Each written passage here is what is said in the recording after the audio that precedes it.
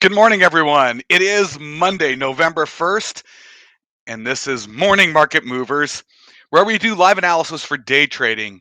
My name is Todd Rich. I am with Nadex. With me from Keep Trading Simple is Brian Caprice.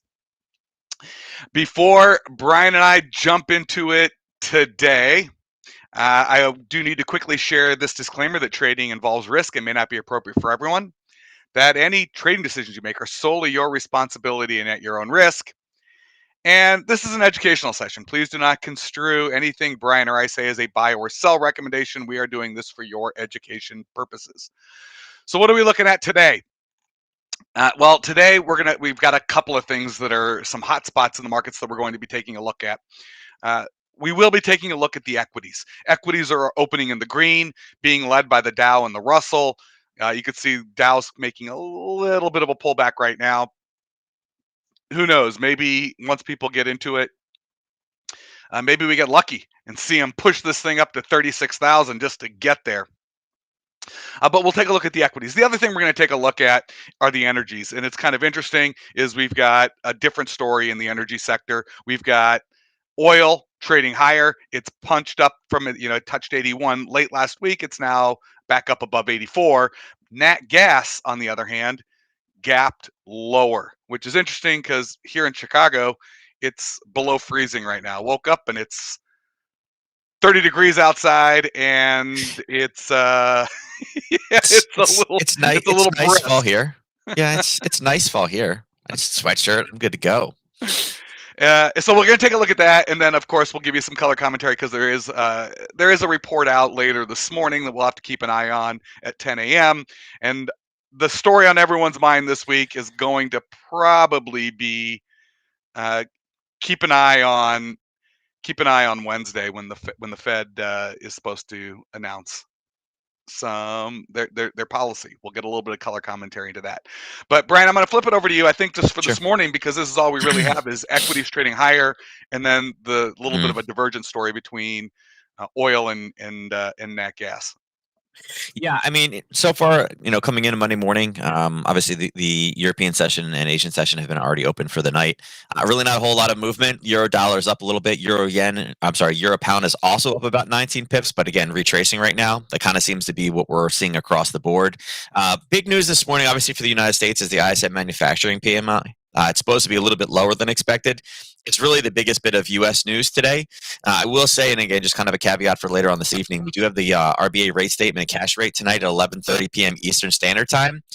And the news thus far is that this is where they're basically signaling their retreat. There's some, talking about this is the retreat from the extremes of the ultra loose monetary policy and what is shaping up to be a historic policy shift necessitated by the recovery and growth in inflation. So, basically changing their methods tonight. That could be a big deal. And again, with nothing else really going on, even into the go on. And by the way, I think we're going to hear that from every central bank, yep. except for maybe the Fed on Wednesday. I don't know. Well, and New Zealand. New Zealand's already done it. So, I mean, New Zealand's already raised their rates. So there's really nothing. Really, tonight, tomorrow, there's really no major news releases. But again, with the lack of that, and again, Australia talking about it, if we hear the inflation story again, the Aussie dollar is basically flat in the last 24 hours, but this will be a big move tonight. We'll see how much, and the way to trade this, guys, is look to see how much premium is stacked into those things, into the binaries and, even the call spreads maybe. But again, it is also Monday night, so again, keep those knockouts. So there's a lot of opportunity tonight. We'll see what they're going to say. Remember, the expectation is they're going to start making that big shift. If they say nothing, if they say it's transitory and just say that, the same type of language we've heard, that's going to be a lot of weakness coming back in. Again, you can see this Aussie dollar tank through the floor. So again, short duration contracts, take advantage of a small move in the overnight. And again, you can play it that way. As far as kind of what was, where we're going with energies right now, oil's been rallying up. Now you guys can see that the 3 o'clock window kicks in really right here at the start of the blue. So it's been more or less straight up, and not necessarily surprised by this. We've seen some airline companies and travel talk about how, they're seeing demand restoring again. There's no major news releases out there that are saying it. It is a little bit colder, but typically the oil number is not necessarily associated with cold as much. There's not much heating oil demand out there. And people are obviously not using gasoline and things like that for, heating their homes. Not quite the most efficient of things. But I will say, with it rallying up again, we always, we talked about this Friday, how we saw this really kind of overly big push down. And don't be surprised if we have a retracement. And it did. It did. It retraced all the way back on Friday and actually closed higher than what the European move was, kind of that engulfing pattern here. And then we had a bit of a gap. So, if we follow the same kind of path and saying, hey, listen, it's been nothing but straight up in the European session, if we can find some sellers up top, will we turn and roll back down? And, there's an area right here at 84.42 that we talked about. There was a little bit of a gap and a test, and there's some sellers sitting there, as well as there's an area just slightly higher than that as well, up in kind of this range. So kind of two levels that's got to go through. What? It's actually interesting here. I was just going to show this from the recent move on the fibs on the retracement. That 84.30 is the 76 level. I mean, we're hitting it right now. Yeah. So again, kind of combining yours with the fibs, and we certainly are at a little bit of a level right now. And I would say the more common situation that we see is down in European session, up in U.S. session. As the price gets driven down, and then gold trade or oil traders shoot it back up again. Yeah. Again, down, up, down, up. You saw this down here, and then this was kind of just scattered. When we get the up, we tend, we sometimes get this up pattern. So the question is, with it being at 84.33, if we don't get the reversal, if the sellers don't really step in, and again, this is because of everybody saying, hey, listen, we're opening back up again. Demand is high, demand is high, demand is high. And OPEC is like, I don't hear anything. What? I mean, they're milking every single penny they can. If we push up, the question is, do we get up to that 85 to 85.50 range today with kind of an up scenario like we had over here, where we had a bit of a pullback?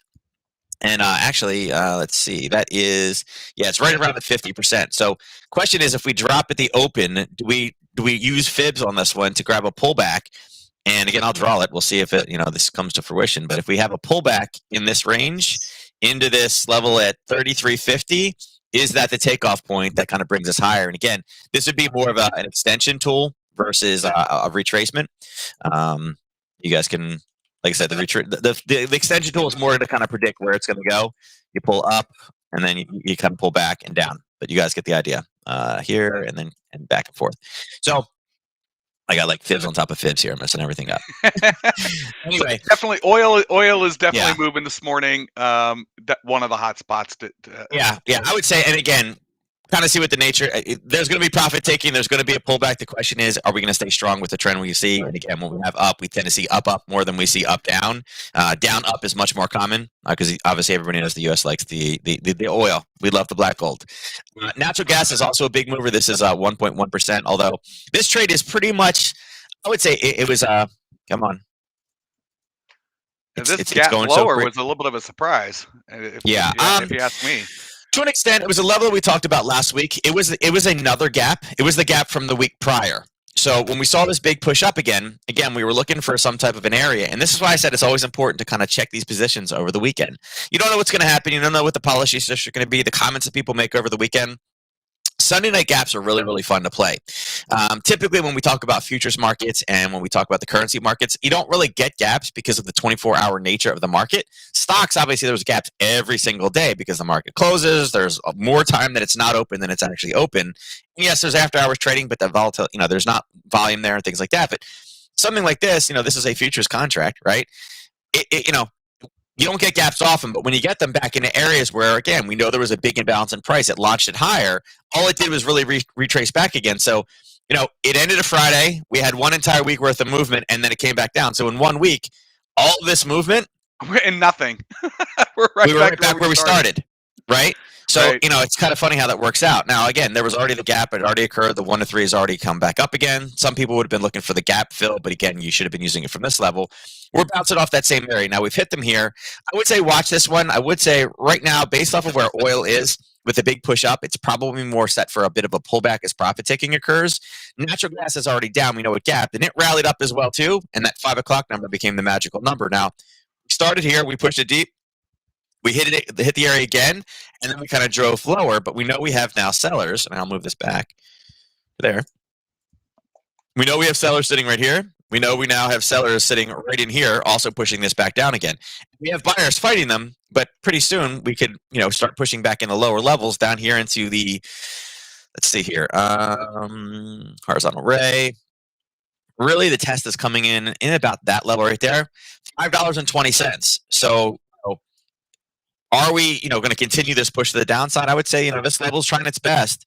Again, if oil starts to really kind of turn and flip as that profit taking comes in and starts heading down, natural gas traders say, up, oil's going down. Okay, let's continue the weakness over here on natural gas, and then we continue to push this lower. So, it's 520 on the books today. Maybe. Again, we got a couple levels we got to break through. I would say the next big level of profit taking is going to occur. Actually, I should probably turn this green. Actually, I'll just turn both black so we can see them a little bit better. Next one is down here at 513. So the question is, is this what natural gas is going to look like till 2:30 today? So I would say it's on the radar. So clearly in play, though. We got those energies moving around oddly in divergent ways. Now, we do have the ISM manufacturing number this morning at 10 a.m. Yeah, and that's going to be a Dow, and that'll be a Dow play, yeah. And the Dow is, and I don't know, is the Dow moving higher now? Let's take a peek at some levels. I mean, it's near all-time highs. I know it's rolling over a little bit. I don't know if people are setting up so they can sell it. Or if that number is going to come in, and are we just? Yeah, I would say right now. I mean, you can see that the 3 o'clock window is right here. So it was already. It did the same thing. It looks almost like natural gas, except instead of the big push down and gap up, it was a pullback gap. It came up on Friday, and then we had the gap area. It pulled up, went right around that 35,800. Pulled back down in the overnight. While Europeans stepped in right here at 3 o'clock, right when it was hitting off the gap, and went higher. So there was our overnight based trade. Now we're seeing the pullback, and it's the same thing. It is the profit taking from the European session. Why continue to hold this and risk all of this gains right here when the U.S. trader wasn't involved? But now that the U.S. trader is starting to come online in this time frame, you got to get out. Why? There's no reason to put that at risk. So I would say this pullback is probably more lined up. A lot of today's movement is going to depend on this ISM manufacturing number. There really is no other news. The only news that we were getting, and we can't even see it over here, is really this infrastructure package. And the infrastructure package now is down to 1.75. It's half of what it originally started as. Some people are happy with some of the things that are in there. Some people are not. So I don't really think it's officially approved yet. I mean, if it got approved, that would suddenly be a big boost. But it's not here yet. So, I would say a lot of this today hinges upon that ISM. What I would do is, again, drop it down to 15-minute. There's no real clean level sitting here right now, unfortunately. And again, it's Monday that happens. But the Dow is going to be obviously heavily reliant upon it. But with it pulling back, I would say that it probably continues to trend lower. I don't think in 30 minutes we're going to get all the way back down to this level here, right where these buyers were. But right now, I would say it looks like it's more of kind of a pullback. And then again, ISM being at 10 o'clock, that's a great time for a reversal. Maybe it just kind of meanders around a little bit and treat the 10 o'clock news window as your open instead of the 9:30, because it's in such close proximity, and it is definitely a high impact news move in the Dow. ES, it's kind of the same thing. It's punched higher. It is also rolling back again. It did the same exact thing for those of you that follow gaps. The gap on this one just happened to be at 4,600. It came back down. It grabbed it in the overnight and took off. Same exact story, straight up 1 to 3. Now rolling back over again. NQ came up, is messing around with 15,900. Kind of the same thing. It's all look almost identical at the moment. They're all there's a gap in every single one of them. Yeah. Same one, everything, and then Europeans came online right here, shot it higher, and again, there's all your overnight plays. And then Russell is a little bit different, didn't quite come back and touch the gap. Again, it's kind of a parabolic retracement right now. Strong move up at 4 o'clock and is meandering all the way back down again, and it's really going to kind of, I would assume that this one continues to go lower until the open, coming down to 2,300. But again, they're all great areas with lack of any news. And again, if ISM manufacturing comes in and it's strong, increased manufacturing, that's all good signs. So I mean, that's all those should be reasons to go higher. Anything above 50, it's increasing. Just realized the last number was around 61. Its impact, it's forecast to be slightly lower. It's 60.5. So we'll see what that number actually comes in at. But at 10 a.m., definitely be paying attention to how that number gets reported, because then that will it will probably have some type of impact on the markets Mhm. this morning, Yeah. and that's going to be the opportunity Well, for some and moves. here's the dollar. I mean, the dollar's at 23.6, but it's going sideways across the 23.6. And again, you're not trading the dollar directly, but with the dollar going across 23.6, it will be affected by the ISM manufacturing number because again, that's how they control that one is with interest and things like that, interest rates. So again, with it being set up in kind of a racetrack here, the dollar starts to shoot lower very, very fast. That's going to affect a lot of equities. Again, dollar getting weaker should make it a little bit nicer for the equities, and then again, you'll have some movement in gold and silver as well in reaction to it. So again, everything is linked in there.